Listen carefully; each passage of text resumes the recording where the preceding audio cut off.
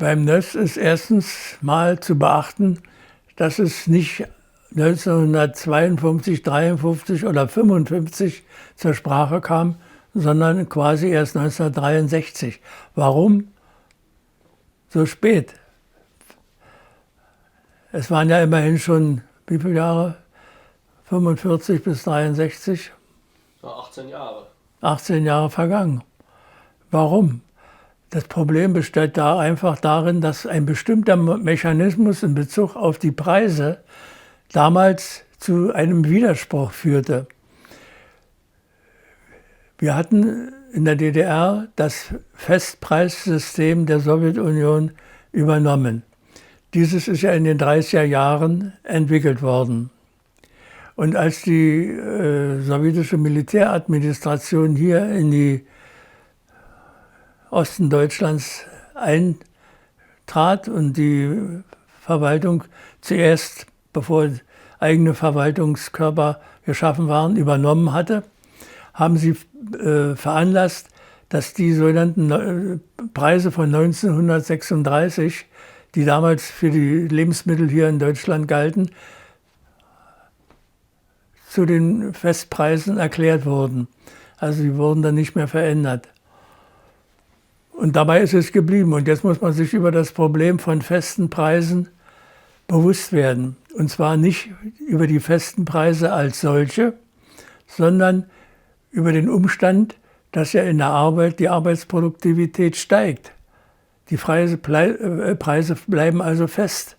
Was bedeutet das, wenn die Produktion steigt?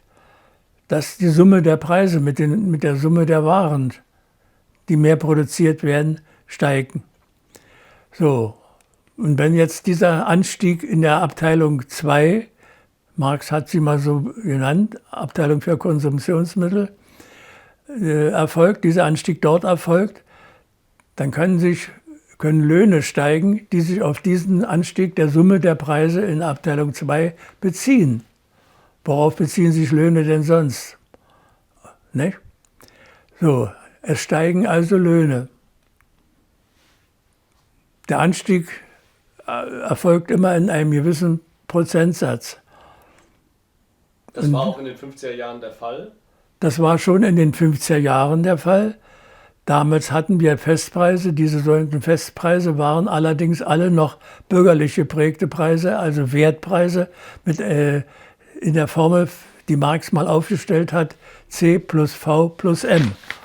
Konstanter Teil der Preise, Lohn, und darüber hinaus entstand ein Mehrwert.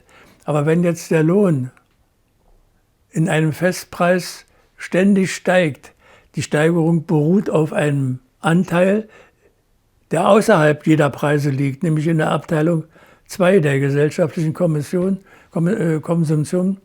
dann kommt es dazu, dass der Lohn den Gewinnteil allmählich auffrisst.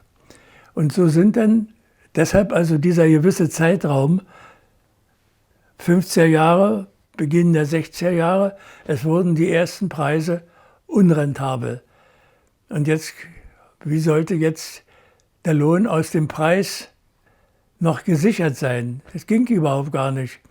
Sie wurden also von Staatswegen subventioniert. Ich führe das an, weil das erklärt, warum es zu einer solchen natürlichen Reaktion bei Walter Ulbricht gekommen ist, beziehungsweise seinen Anhängern. Es liegt einfach ein ganz normaler, sachlicher Prozess dieser Überlegung des NÖS zugrunde, der wiederum aber darauf beruht, dass wir zu einem System der Festpreise übergegangen sind. Warum Festpreise? Wir haben ja dieses System aus der Sowjetunion übernommen. Die sowjetischen Ökonomen waren der Meinung, dass man Planung nicht machen kann mit Preisen, die sich dauernd verändern. In der Planung werden den Betrieben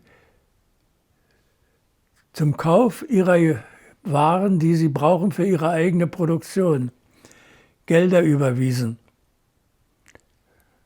Sagen wir mal, die müssen 1000 Tonnen Stahlblech kaufen von Stahlwerk, um Türen daraus zu produzieren. Dann haben sie so und so viel Millionen Geld überwiesen bekommen. Wenn aber jetzt der Preis der Türen dauernd verändert wäre nach dem Wert, wäre es zu einer Diskrepanz, zu einem Widerspruch zwischen der Geldmenge, die sie bekommen hatten, und zu der Geldmenge, die sie produzieren, gekommen. Das heißt, die Betriebe hätten entweder zu wenig Geld gehabt oder zu viel Geld. Das ging also nicht, deswegen sind die Festpreise eingeführt worden, um das Planungssystem durchzuführen. Aber gerade dieses Planungssystem mit ihrem Festpreis, mit seinem Festpreis, führte dazu, dass es jetzt plötzlich zu einem Preissummenanstieg in der Abteilung 2 Konsumtionsgüter gab.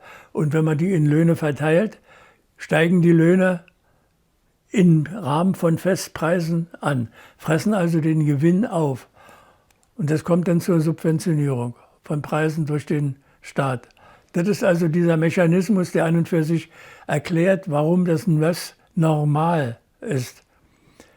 Und jetzt kommt meine Kritik am NÖS. Ich hatte mir das ebenfalls überlegt. Ich merkte ja in der Praxis meines Betriebes, Metall-Leichtbaukombinat Werk 3, dass wir ständig die Produktion steigerten, bei Türen von 60 auf 100, 140, 190. Die Arbeitszeit sank ständig, der Preis der Türen aber wurde mehr oder weniger, je nachdem, um welche Tür es sich immer handelte, festgehalten. Das heißt, es war immer derselbe. Wir haben also ein steigendes betriebliches Bruttoinlandsprodukt, BIP, gehabt, wenn man so will. Diesen Begriff mal aus dem Gesamtsystem übertragen auf Betriebe, also ein Betriebsinlandsprodukt. Ja, das stieg ständig, nicht? Aber die Frage ist eben, dass ich dadurch zu der Idee gekommen bin, warum müssen denn Löhne in Preisen geführt werden? Warum muss man denn bei der Kapitalformel, die Marx mal ausgearbeitet hatte, nämlich C plus V plus M, bleiben? Die Löhne können doch vollkommen rausgenommen werden aus Preisen. Ich habe also das war der Sinn aller meiner Aktionen, meiner Briefe damals an Walter Ulbricht, beziehungsweise an andere Mitglieder des Politbüros, beziehungsweise an die Wirtschaftswissenschaftler der DDR. Löhne müssen aus Preisen, weil sie steigen. Es sind steigende Preise in festen Preisen. Das ist doch ein Unsinn. Das ist doch ökonomisch so, dass man durch diese Form selbst zu einem Fehlurteil über die Ökonomie kommt.